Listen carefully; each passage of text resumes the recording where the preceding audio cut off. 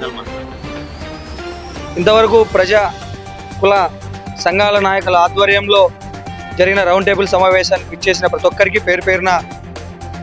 నా కృతజ్ఞతలు తెలుపుకుంటూ జైభీములు తెలుపుకుంటూ, ఏదైతే ఈరోజు Jaibhimrao Bharat party state secretary గట్టు రామంజి గారి మీద అన్యాయంగా రౌడీ షీట్ ఓపెన్ చేశారో ఈ రౌడీ షీట్ని వెంటనే ఎత్తేయాలి. అలాగే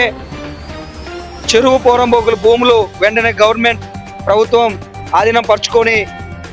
దీనికి ప్రజలు ఎవరైతే ఇల్లు లేని వాళ్ళు ఉన్నారో వాళ్ళందరికీ కూడా ఇల్లు పంచాలి అనే ముఖ్య గట్టి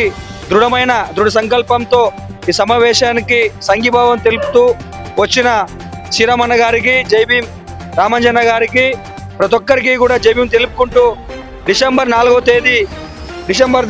తేదీ జరగబోయే రిలే నిరాహార దీక్షని జిల్లా నలుమూలల నుంచి కుల ప్రతిపక్ష సంఘాల నాయకులు కూడా విచ్చేసి విజయవంతం చేయాలని తెలియజేస్తూ జై భీమ్ జై భారత్.